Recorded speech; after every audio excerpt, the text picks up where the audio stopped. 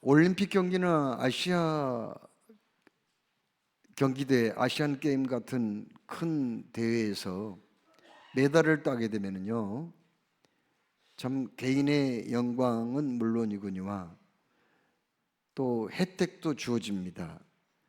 어떤 혜택이 주어진가요? 첫째로 병역 혜택을 받게 되거든요. 올림픽 경기에 나가서 동메달 이상 따게 되면은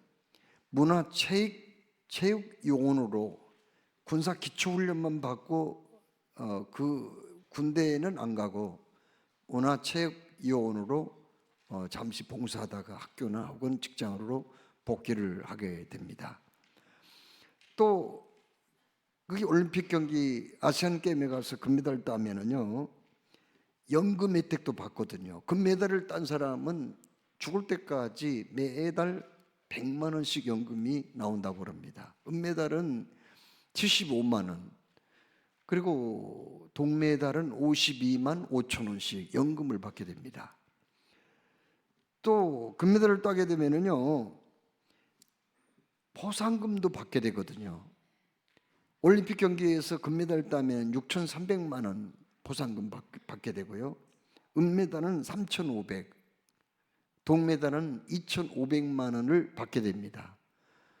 그리고 격려금도 받게 되는, 이건 비공식적이지만은 협회장이 주로 주게 되는데, 격려금을 수천에서 수억까지 좋은 성적을 거둔 사람이 받는 경우가 있다고 합니다.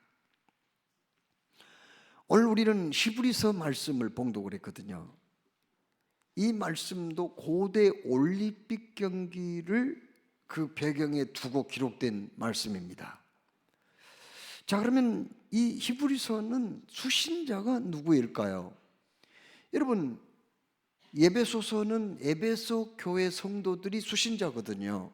갈라디아서는요, 갈라디아 교인들이 그 편지를 받는 사람들입니다. 고린도전서는 고린도 교회 성도들이 받는 편지이죠. 그러면 히브리서는 수신자가 누구예요? 히브리서는 히브리인이 받는 거 아니겠어요? 히브리서니까요. 그러면 히브리인 가운데서도 어떤 사람들인가? 여러분, 히브리인이란 말은 무슨 뜻이에요? 그러면 히브리라는 말은 이스라엘의 옛말이거든요. 그러니까 이스라엘을 히브리 사람이라고 그렇게 표현한 것은 이유가 있습니다. 이스라엘의 조상 아브라함이 강 건너왔거든요. 강 건너온 사람들이라는 그런 뜻이에요. 어느 강을 건넜어요? 유프라테스 강, 티그리스 강 그쪽 건너서 왔죠. 갈대아 우르에서 하란을 통해서 가나안 땅에 들어왔잖아요. 그래서 히브리인이라고 그렇게 얘기를 합니다. 그 가나안 땅에는 아브라함이 들어오기 전부터 이미 사람들이 살고 있었거든요. 가나안 본토인이 살고 있었잖아요. 그 사람들이 이스라엘 사람들에게 강 건너온 사람들이다. 싹 그렇게 좋은 말은 아니에요. 그렇게 표현을 하고 있습니다. 그러면 히브리인 중에서도 어떤 사람들이란 말이에요? 히브리인 중에서, 이스라엘 사람 중에서도 예수님을 믿은 사람들, 그 사람들을 히브리 기독교인들이고 그 사람들에게 보낸 편지가 히브리서죠. 그러면 왜 히브리서를 기록을 해서 보냈을까요? 거기에는 이유가 있었습니다. 여러분, 이스라엘 사람들 중에 예수님을 영접한 사람들이 많이 생겼어요. 하루에도 3,000명씩 예수를 믿기도 했거든요. 그런데 그들이 예수님을 영접하자 유대인들이, 특히 유대교 지도자들이 그냥 놔두지 않았습니다. 얼마나 미워하는지 몰라요. 여러분, 유대인들은요, 예수님을 영접하지 않는 유대인들은 예수님을 나사렛 이단자라고 그렇게 얘기를 했거든요. 결국 그들이 예수님을 십자가에 못 박아 죽게 했잖아요. 그들이 왜 예수님을 그렇게 싫어했을까요? 그건 다름이 아니라 예수님은 당신이 하나님의 아들이라고 얘기했거든요. 아니 네가 어떻게 하나님의 아들이냐? 하나님의 아들이라면 하나님하고 똑같은 존재이고 신성을 가진 존재라고 하는 얘기인데, 아니 어떻게 네가 신성을 가졌어? 어떻게 네가 하나님하고 똑같아? 이스라엘 사람들이 제일 크게 본 죄가 신성 모독죄거든요. 그런데 예수님이 그렇게 주장을 했다고 그래가지고 신성 모독죄를 지었다고 그렇게 얘기를 합니다. 거기다가 군중을 소동케 했다는 거죠. 세상을 시끄럽게 만든 사람이란 얘기예요.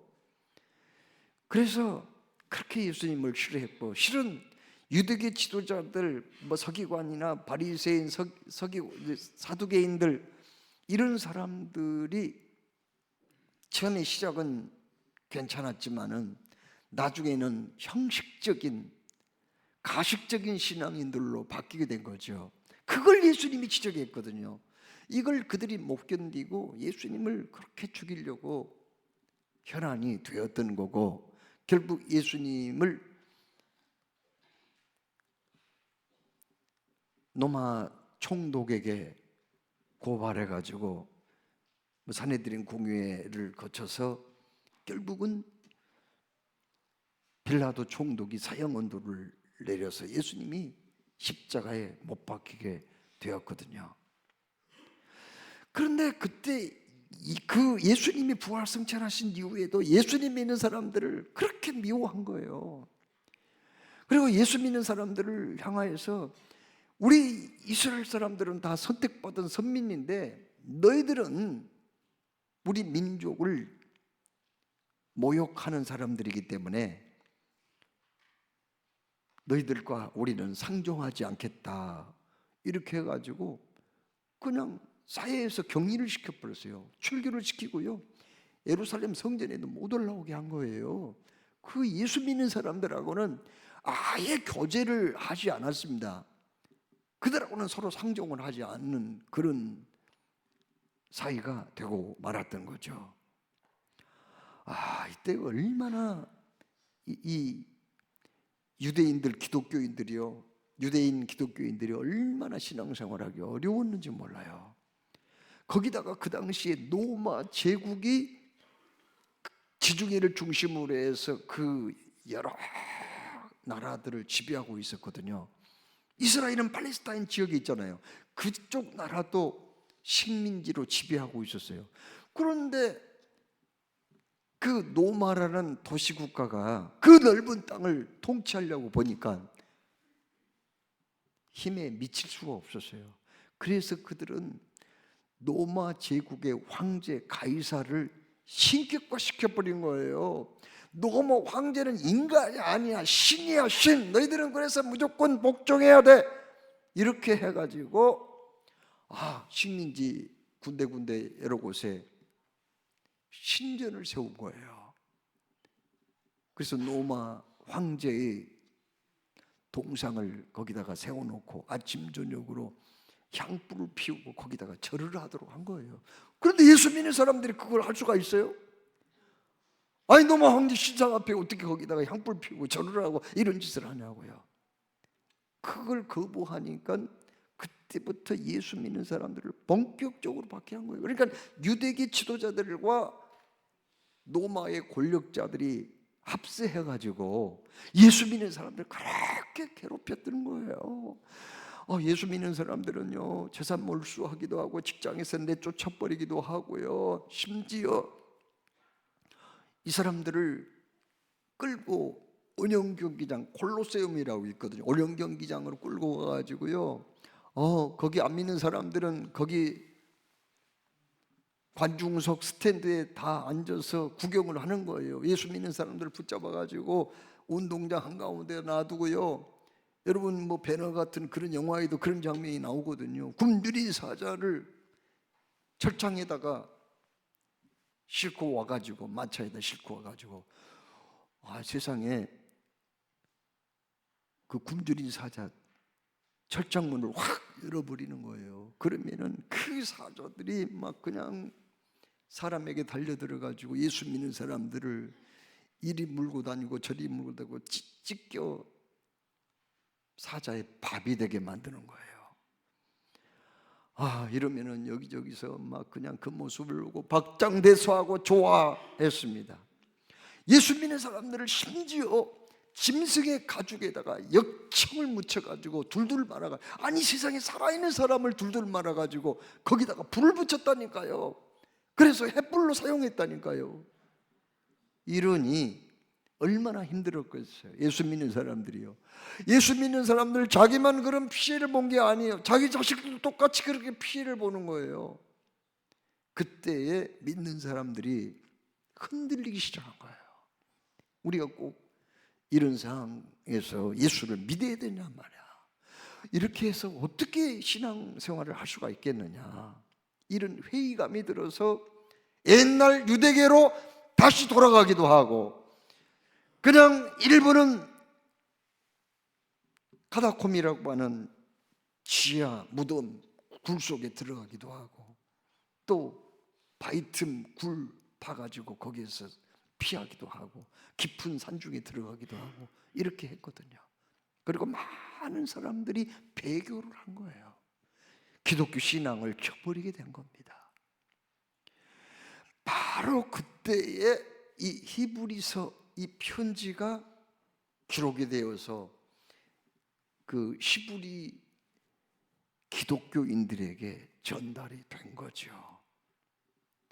오늘 여기 말씀에 뭐라고 말씀합니까? 예수 믿는 사람들을 마치 고대 올림픽 경기의 선수들로 비유를 한 거예요.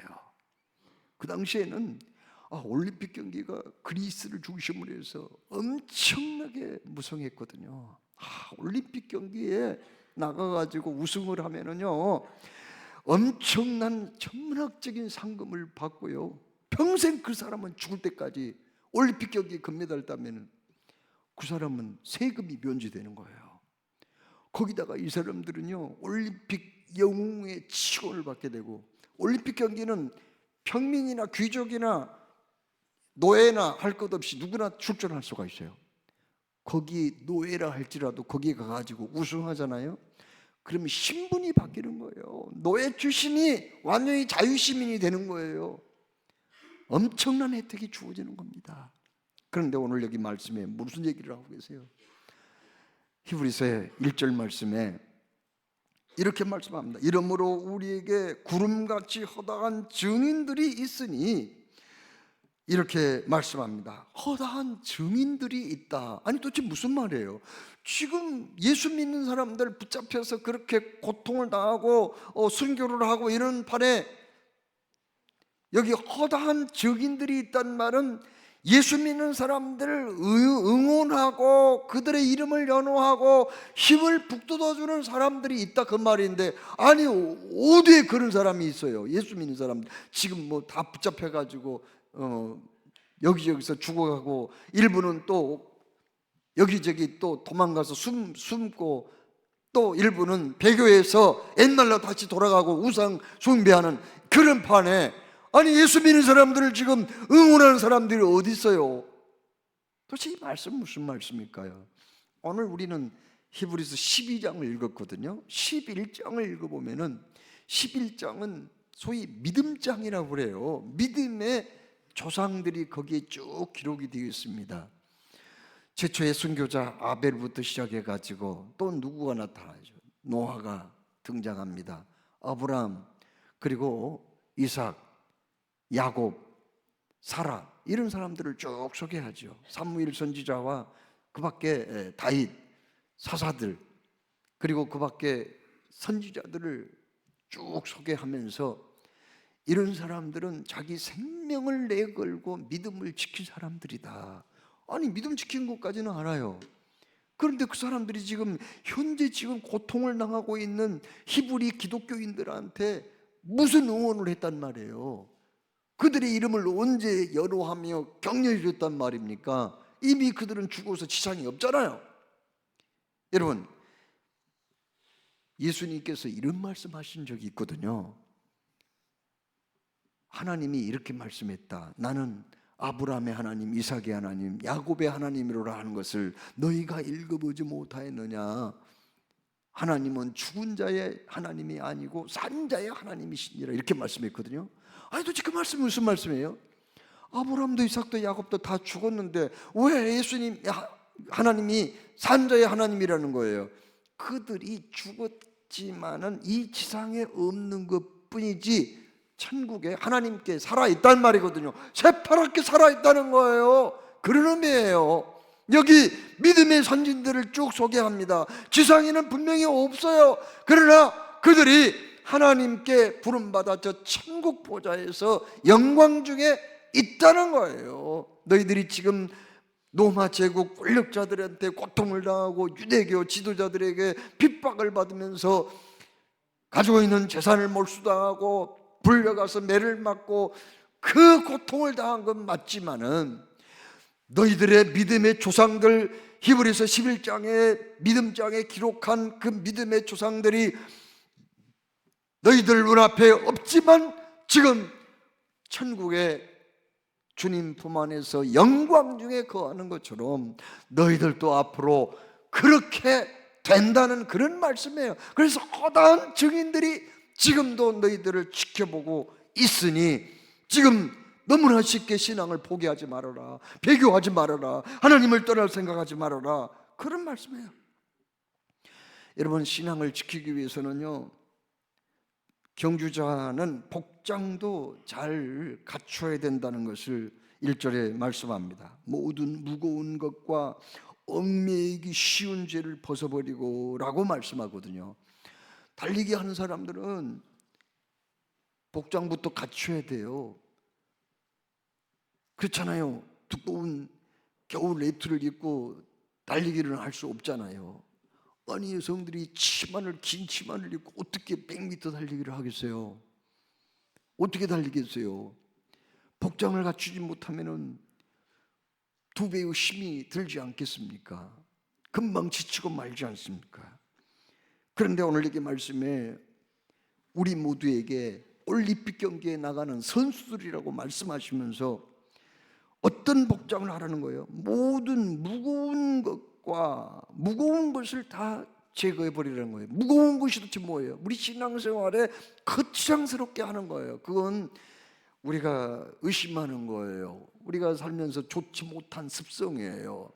옛날에 그 세속적인 것들을 완전히 끊지 못한 그런 거예요. 염려예요, 게으름이에요, 나태함이에요, 그리고 지나친 욕심이에요. 아무튼 우리 신앙생활을 힘들게 하는 무거운 그 짐과 같은 이것들을 청산하라는 거예요. 이것은 다른 사람이 다 알지 못하더라도 본인만큼은 다 알고 있어요.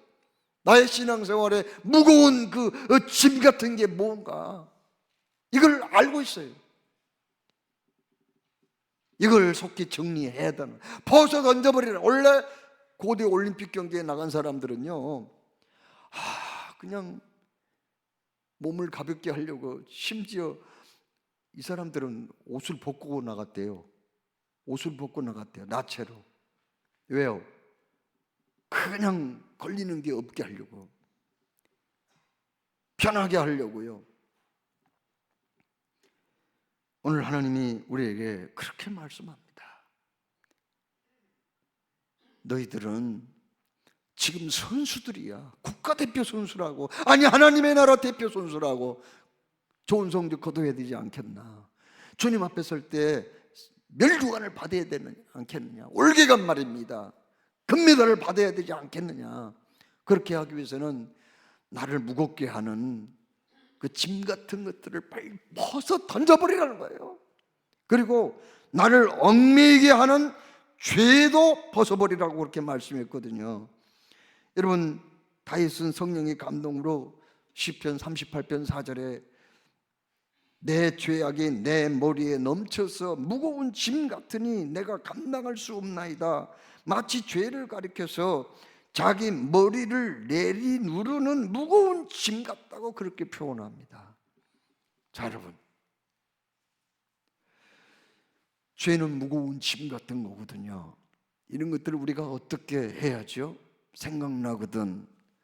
주님이 내 마음을 죄로 말미암아 무거움을 느끼게 하거든. 나 같은 죄인을 위해서 몸버려 피 흘려 돌아가신 예수님께 내가 고백하면 되는 거예요. 용서를 빌면 되는 거예요. 그러면 참 자유함을 주실 줄로 믿습니다. 우리 주님 뭐라고 말씀하셨습니까? 그리스도 예수 안에 있는 자들에게는 결코 정죄함이 없나니 이는 그리스도 예수 안에 있는 생명의 성령의 법이 죄와 사망의 법에서 너를 해방하였음이라. 아멘. 그리스도 안에 있기 때문에 우리는 주님 앞에 고백만 하면은 주께서 나를 얽매이게 하는 죄를 벗어나게 하셔서 이 신앙의 경줄에 좋은 성적을 거두게 해 주실 줄 믿으시기 바랍니다. 오늘 본문 2절에 지금 신앙의 경주 올림픽 경기에 지금 출전한 여러분들은 어떻게 해야 된다고 그랬어요? 믿음의 주여 또 온전하게 하시는 이인 예수를 바라보자, 그렇게 말씀합니다. 여기서 믿음의 주라는 말은 무슨 뜻인가? 믿음의 창시자라는 말이에요. 믿음의 선구자라는 뜻이에요. 여기서는 단순히 내 인생의 주인이다, 뭐 나를 위해서 돌아가셨다, 그런 의미보다도 믿음의 창시자, 믿음의 선구자. 그러니까 믿음에 대해서 우리가 거울로 삼아야 될 분, 모범으로 삼아야 될 분, 따라가야 할 분으로 말씀하고 있습니다. 또 온전케 하시는 분이란 말은 무슨 뜻일까요? 믿음의 완성자라는 그런 뜻이거든요. 그렇죠. 예수님 심판하실 때 결국은 우리 모두 주님 앞에 서서 판단을 받아야 되는 것 같이 예수님은 믿음의 창시자요, 믿음의 완성자라는 거죠. 그래서 우리는 어떻게 돼요? 그분을 바라보고 신앙생활을 해야 된다 하는 말씀입니다. 여러분, 그 예수님은 그 앞에 있는 기쁨을 위하여 십자가를 참으사 부끄러움을 개의치 아니하시더니 하나님 보좌 우편에 앉으셨느니라, 이렇게 말씀합니다. 여러분, 예수님은 믿음의 창시자요 완성자인데 그분은 십자가에 못 박혀 돌아가실 때 그것을 참으사 부끄러움을 개의치 않으셨다. 왜 그랬을까요? 그건 다름이 아니라 우리 예수님은 십자가에 못 박혀 돌아가심으로 당신의 희생으로 말미암아 하나님이 사랑하는 백성들을 살려낼 것을 알고 계신 거예요. 수많은 영혼들 지옥 가야 되는데 우리 모두가, 여기 있는 모든 사람들이 지은죄로 말미암아 심판받고 영원히 끄지 않는 지옥불에 던질 수밖에 없었는데 우리 하나님이 우리를 선택해 주시고 예수님께서 오셔서 우리의 죄를 대신해서 십자가에 못 박혀 돌아가심으로 우리가 하나님의 딸이 되었고 하나님의 아들이 되었거든요. 이거 얼마나 놀라운 일입니까? 우리는 영생 복락 멸류관을 얻게 되었단 말이죠. 그래서 이걸 아시고 우리 예수님은 십자가의 고통도 참고 인내하셨다. 또 뭐라고 말씀했어요? 우리 예수님은 이렇게 말씀합니다. 하나님 보좌 우편에 앉으셨느니라. 여러분, 빌립보서 2장 말씀을 보면은요, 신학적인 용어 비하와 승귀라는 그런 내용이 나옵니다. 비하는 뭐고 승귀는 뭘까요? 비하는 더 이상 내려갈 수 없을 만큼 아주 비천한 자리에까지 내려오셨다, 그 말씀이거든요. 그러니까 예수님은 하늘의 보좌를, 영광의 보좌를 버리고 종의 형체를 입고 죽기까지 복종했다. 이게 이제 비하입니다. 예수님은 그렇게 낮아질 대로 낮아졌고요. 그 다음에 빌립보서 2장 9절 11절에 이름으로 하나님이 그를 지극히 높여 모든 이름 위에 뛰어난 이름을 주사 하늘에 있는 자들과 땅에 있는 자들과 땅 아래에 있는 자들로 그 모든 무릎을 예수의 이름에 꿇게 하시고 모든 입으로 예수 그리스도를 주라 시인하여 하나님 아버지께 영광을 돌리게 하셨느니라, 이렇게 말씀하거든요. 그렇습니다. 예수님은 가장 낮은 자리까지 내려가셨지만은 하나님이 다시금 하나님 보좌 우편에 앉혀주시고 천진 만물의 통치자로, 그리고 모든 이 세상에 하늘에 있는 자들이나 땅 위에 있는 자들이나 심지어 땅 아래에 있는 자들까지 그 이름에 무릎을 꿇게 하신 거거든요. 이걸 알고 계셨기 때문에 우리 예수님은 십자가의 고통과 수치스러움도 이기셨다는 거예요. 십자가에 못 박아 죽이는 이 사형은 원래 페르시아에서 생깁니다. 페르시아 사람들은 땅을 신성시하거든요. 그래서 땅 위에서 사람 죽이는 걸 원치 않았어요. 그래서 나무에 매달아 죽였거든요. 그런데 이 고통이 너무 심하기 때문에 십자가의 형벌은, 그건 너무 수치스러운 일이기 때문에 자유시민한테, 로마 시민권을 가진 자유시민한테는 그렇게 죽이지 않았어요. 극악한 살인범이나 노예 출신들을 붙잡아 그 십자가에 죽였거든요. 이거 십자가에 매달기 전에 먼저 매부터 때립니다. 가죽 채찍 중간중간에 납덩이나 그리고 짐승의 그 뼈조각 같은 것을 박아가지고 그것을 내리치면은 온몸이 착착착착 갈라지고 찢어지는 거야. 어떤 사람은 매 맞다가 죽어버린 거예요. 십자가 지기도 전에. 그 다음에 고난의 길을 또 걸어갑니다. 십자가 매달릴 사람이 자기 십자가를 짊어지고 가는 거예요. 1.5km 정도 되거든요. 그래서 이게 너무 저주스러운 형벌이기 때문에 사람들이 일터에 나가다가 십자가 지고 가는 거 보면은요, 아이고 오늘 되게 재수없는 날이다, 오늘은 일을 취소하고 집에 들어가야 되겠다, 그리고 돌아와 버린 거야. 또 꿈에라도 십자가 보면은요, 아이고 오늘은 밖에 나가는 날이 아니라고 생각하고 나가는 것을 포기했다는 거예요. 그런데 예수님이 왜 그 십자가를 끝까지 짊어지고 인내하고 참고 견디셨냐는 거예요.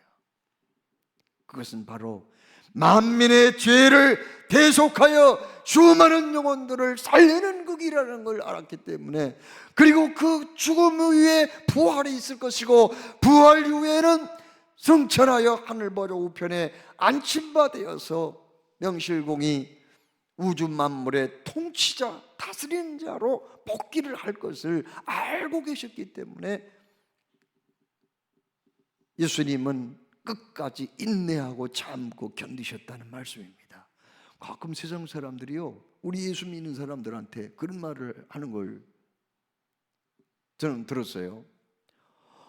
뭐라고 하냐면은, 예수 믿는 것들은 도대체 무슨 재미로 사는가 모르겠다고요. 예수 믿는 것도 도대체 무슨 술 먹어, 무슨 어디 가서 그 춤을 추기를 해, 고리타분 해가지고 도대체 어떻게 사는지 모르겠다, 무슨 재미로 사는지 모르겠다, 그런 사람들이 있더라고요. 그래서 나는 당신이 믿어봤어? 그렇게 묻고 싶었어요. 당신이 믿어봤어?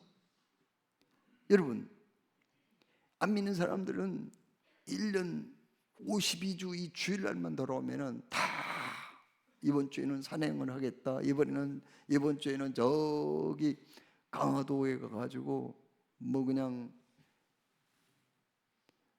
그 온천수에 목욕을 하겠다, 또 이번 주 설 연휴 때는 베트남에 여행 좀 갔다 와야겠다, 다 스케줄 짜가지고 휴일을 얼마나 잘 이용합니까? 오직 자기 자신 즐기는데 말이에요. 그런데 예수 믿는 사람들 한번 보세요. 여러분 참 대단한 사람들이에요. 정말 작년 1년 동안에 여러분들 얼마나 교회를 섬기고 받드느라고 수고를 많이 했어요. 찬양대 하신 분들, 교사로 봉사한 분도 있고요, 차량 운행하신 분들, 주차 관리하신 분들, 식당에서 봉사하는 분들, 안내하신 분들, 정말 우리 교회 성도님들 대단하신 분들이에요. 정말 대단하신 분들이에요. 그렇게 이 휴일을 세상 사람들이 즐기고 자기 취미 생활하고 여가 활동하고 하는데 1년 내내 주일날 빼지 않고 이렇게 나와서 충성한다는 게 쉬운 일이에요.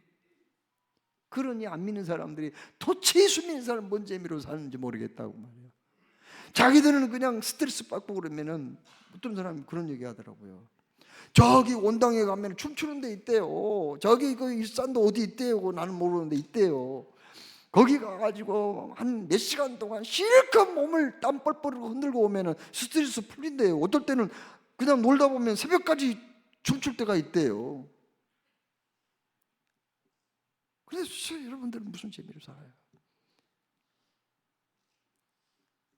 그러나 여러분, 우리 믿는 사람들은 세상 사람들이 알지 못하는, 그리고 세상 사람들이 생각하는 그 기쁨의 질과는 비교가 안 되는 하늘의 위로와 기쁨이 있는 줄로 믿습니다. 주님과 교제함으로 얻는 기쁨이 있어요. 찬송함으로 얻는 기쁨이 있어요. 기도 응답 받는 기쁨이 있어요. 구원의 확신을 얻고 모든 죄 문제 해결하고 얻는 기쁨이 있어요. 저 영원한 천국의 소망에 의한 기쁨이 있어요. 성령 충만, 성령의 열매에 의한 기쁨이 있어요. 성령의 열매는 오직 첫째는 사랑이요, 둘째는 기쁨이잖아요. 셋째는 마음의 평화이잖아요. 넷째는 오래 참음이며, 그리고 자비, 착함, 충성, 온유, 절제, 이런 열매가 나타난단 말이에요. 그 기쁨을 어떻게 안 믿는 불신자들이 이해할 수 있겠냔 말이에요. 예수님도 바로 당신의 희생을 통해서 만민을 구원할 수 있다는 그런 사실을 알고 있었기 때문에, 그 기쁨 때문에 십자가를 참으시고 하늘 보좌 우편에 앉으신 분이기 때문에, 그 예수님은 그걸 아시기 때문에 그 십자가의 수치와 모욕까지 이길 수가 있었어요. 십자가에 못 박아 죽인 사람들도요, 성화를 보면 예수님 옷 입고 하체는 가려있는 상태지만 원래는 그 잘못 그린 거예요. 원래 옷을 다 벗겨버려요. 십자가에 죽이면 홀랑 벗겨버려요. 얼마나 수치스럽겠냐고요. 그러나 우리 주님은 성부 하나님이 주시는 기쁨으로 그것들을 이길 수가 있었다고 하는 말씀입니다. 그러므로 우리는 어떻게 돼요? 그 예수님을 바라보고 신앙의 경주에 승리해야 될 줄로 믿습니다. 그런데 교회를 다니신 분들 중에는요, 사람을 보고 실망을 하는 경우가 있어요. 여기 사람 보라는 말 없거든요. 예수님을 바라보라고 그랬지 사람 보라는 말은 없거든요. 근데 사람을 바라보다가 실망하신 분들이 많이 있어요. 우리 교회뿐만 아니라 다른 교회도 마찬가지예요. 그래가지고 나 교회 가기 싫어. 아무개 그 사람 나한테 상처 줬다고, 아무개 나한테 실망 줘서 가기 싫다고. 아니, 언제 예수님 보라고 그랬지 사람을 쳐다보라고 그랬어요? 사람 쳐다보면은 그 실망할 수밖에 없는 거예요. 왜요? 우리 인간은 완벽한 사람이 없어요. 다 허물 많고 죄가 많은 사람들이지, 아니 인간 가운데 흠집이 없는 사람이 어디 있겠어요? 실수가 없는 사람이 어디 있겠어요? 그런데 사람 쳐다보다가 신앙생활 중단해버리고 세상길로 가버리고, 심지어 자기 시어머니가 어디 절에다가 자기 이름 올렸다고 그래서 굴이 가버린 사람도 있더라고요. 기가 막히더라고. 다 같이 한번 따라서 하겠어요. 사람은, 큰 소리로, 사람은 사랑의 대상이지 믿음의 대상은 아니다. 사람은요, 사랑의 대상이에요. 사랑을 해줘야 할 대상이에요. 그래서 흠집이 나타나면은 그 사람 덮어주고 사랑해주고 감싸주고 사랑의 대상이고요, 믿음의 대상은 아니라니까요. 믿음의 대상은 누구예요? 예수님 한 분뿐이에요. 그런데 사람을 너무 믿다가 실망하고 상처받는 경우가 종종 있다라는 얘기예요. 언제 한번 운전하고 가는데요, 어떤 사람이 그 자기 차 뒤편에다가 초보 운전자라고 해놓고요, 거기다가 뭐라고 써놨냐면은 나도 내가 무서워요 그랬더라고요. 자기도 무섭대요. 여러분, 교회에는 성숙한 그리스도인도 있지만은, 성령으로 거듭나기는 했지만은 아직까지 좀 이 성장 속도가 늦어가지고 완전히 성숙하지 못한 분도 있거든요. 그런데 그 성숙하지 못한 분을 바라보고 쳐다보고 그분을 믿다가 우리가 상처받고 실망하면 안 된다는 거예요. 우리 모두는 오늘 여기 말씀대로 예수 그리스도만 바라봐야 할 줄로 믿으시기 바랍니다. 윌리엄 페더라는 사람이 쓴 글 가운데 다음과 같은 내용이 있어요. 어느 날 조그만 소년이에요, 길을 가다가 5달러짜리 돈을 주었어요. 지폐를 주었어요. 5달러면 얼마 정도 될까요? 요즘 한 7,000원이나 8,000원 정도 되지 않을까요? 아무튼 5달러짜리 지폐를 하나 주었어요. 얼마나 기뻤는지 몰라요. 야, 가난한 집 아이였던가 봐요. 그걸 가지고 자기가 먹고 싶은 과자를 샀어요. 장난감도 하나 구했대요. 너무너무 기분 좋은 날이었어요. 그런데 그로 인해서 그 아이가 습관이 하나 생긴 거예요. 무슨 습관이 생겼냐? 땅만 쳐다보고 그 다음부터 다니는 습관이 생긴 거예요. 길 갈 때 밑에만 쳐다보고 가. 그래가지고요, 이 아이가 땅만 쳐다보고 다니다가 많이 죽기도 주었대요. 뭘 주었느냐? 단추를 29,519개를 주었대요. 많이도 주었어요. 또 여성분들이 이렇게 머리핀을 잘 간수해야 되는데 그걸 또 이렇게 흘러놓고 가는 사람이 있었든지 머리핀을 54,172개를 주었대요. 또 그거 뭐 하려고 주었는지 모르겠어. 그 다음에 실제 동전도 많이 주었어요. 동전도 많이 누가 흘렸던가 봐요. 그걸 또 많이 주었대, 동전도요.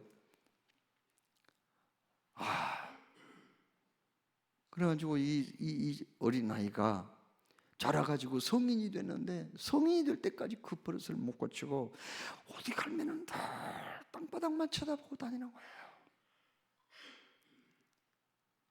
그가 그것 때문에, 그 버릇 때문에 얻은 것도 있었지만 죽은 것도 많이 있었지만은, 그로 인해서 이 사람은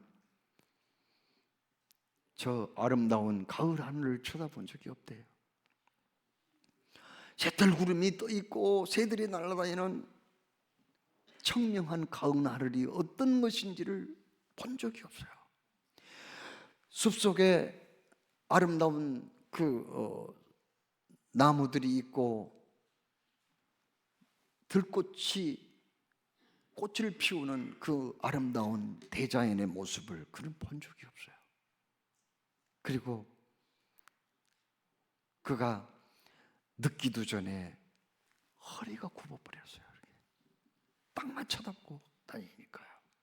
결국 그 인생은 넉마주의 인생 같은 비참한 인생으로 생을 마감했다고 하는 그런 얘기예요. 하나님께서 사랑하시는 여러분,